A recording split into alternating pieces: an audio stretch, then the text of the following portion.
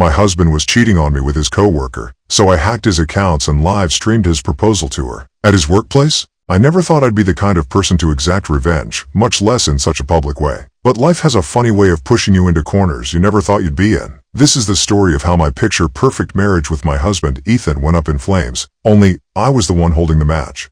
To really understand why I did what I did, you need to understand our backstory. I met Ethan when we were both fresh out of college, trying to make a name for ourselves in the tech industry. He was a fast talker, super charming, and one of those guys who always seemed to have a new, exciting idea up his sleeve. Back then, I thought it was endearing. He was so passionate about everything, his job, his hobbies, and even our relationship. I was a little more reserved. I'm the analytical type, someone who thinks before speaking, who plans out every step. My friends always joked that I needed someone like Ethan to pull me out of my shell, and at first, I agreed. He was the kind of guy who lit up a room, and I loved basking in his glow. We were married 2 years after we met. It was one of those whirlwind romances that everyone around us celebrated. My parents adored him, my friends envied me, and I thought I'd hit the jackpot. Here I was, with a husband who was not only ambitious and successful, but also seemed to be head over heels in love with me. For a long time, everything was great. Ethan was climbing the corporate ladder, and I was making a name for myself as a software engineer. We bought a house, adopted a dog, and settled into what felt like a dream life. If you looked at us from the outside, we were the perfect couple, the kind of couple you'd see in a tech startup commercial or a power couple Instagram page. But things started to shift about 3 years into our marriage. At first, it was subtle. Ethan was always busy with work, more so than usual. Late nights at the office became the norm, and he started traveling more often for work conferences. Now, I'm not naive. I know how demanding tech jobs can be. I'm in the industry myself, and long hours are par for the course. But something felt off. At first, I chalked it up to stress. Ethan had been gunning for a promotion at work, and I knew he was putting in the extra hours to prove himself. I was supportive, of course. I wanted to see him succeed. But there were little things that didn't add up. He'd come home smelling like perfume that wasn't mine. When I asked him about it, he laughed it off, saying a colleague must have hugged him at the office. Another time, I found a lipstick stain on one of his dress shirts. He claimed it was from an overly affectionate client.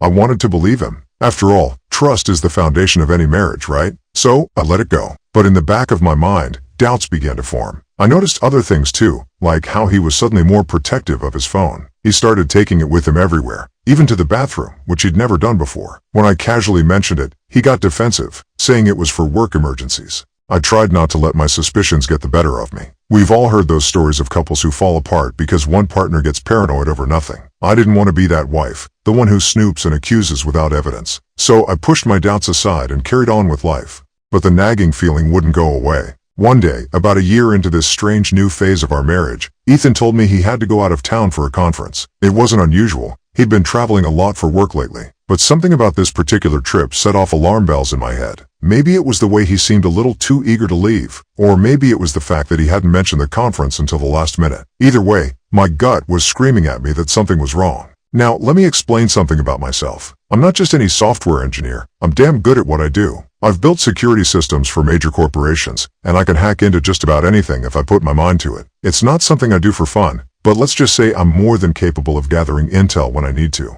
So, while Ethan was packing for his work trip, I decided to dig a little deeper. I started by looking up the conference he said he was attending. And guess what? No such conference existed. Not even close. His company wasn't even involved in any events that weekend. Red flag number 1. Still, I didn't confront him. Instead, I played the supportive wife, kissed him goodbye, and told him to have a great trip. But the second he walked out that door, I went into full investigation mode. First, I hacked into his phone. It wasn't hard. Ethan wasn't exactly cautious when it came to his passwords. Once I had access, it was like opening Pandora's box. The first thing I did was track his location. Instead of heading to the airport, like he told me, he drove to a hotel across town. My heart sank. I could have confronted him then and there, but I didn't. I wanted to know more. I wanted the full picture. So, I started reading his texts, his emails, everything. That's when I discovered Emily. Emily was a project manager at Ethan's company. They'd been working closely together for a while, which wasn't unusual. Ethan worked with a lot of different people, but their text messages told a different story. They weren't just colleagues, they were having an affair. It started innocently enough, flirty texts here and there, lunch meetings that turned into dinners. But over time, their messages became more intimate, more suggestive. They were sneaking around behind my back, meeting up at hotels, going on secret dates. And the worst part? They both thought they were so clever. They thought they were getting away with it. The rage I felt was indescribable. I had given this man everything. My trust, my love, my support. And this is how he repaid me? By sleeping with a coworker behind my back? But as angry as I didn't want to confront him yet. No, I wanted to make him pay. I wanted to make sure his world crumbled the same way mine had. So, I continued gathering evidence. I tracked his movements, took screenshots of his texts, saved copies of his emails. I was building a case, one that would leave no room for doubt. And as I dug deeper, I realized that this wasn't just a fling. Ethan and Emily were serious. They were talking about a future together, about leaving their respective partners. Yep, Emily had a boyfriend too, and starting fresh. That's when I found out about the proposal. Ethan had booked a weekend getaway with Emily at a fancy hotel, under the guise of yet another work trip. But this time, he had bigger plans. I found the receipts for the ring he'd bought her, the dinner reservations, the works. He was planning to propose to her that weekend. My husband, who was still very much married to me, was going to propose to his mistress. It was like a punch to the gut. I could have just confronted him then. I could have thrown all the evidence in his face and demanded a divorce. But no, that wasn't enough. I wanted more. I wanted him to feel the humiliation, the betrayal, the gut-wrenching pain that I had felt. And I wanted everyone in his life to see him for the lying, cheating piece of garbage that he was. So, I hatched a plan. While Ethan was busy planning his romantic weekend, I was planning something far more elaborate. I hacked into his social media accounts, Facebook, Instagram, even his LinkedIn. I scheduled a live stream to go out during the exact moment he was proposing to Emily. But this wasn't going to be your run-of-the-mill live stream. Oh no. I had something far more spectacular in mind.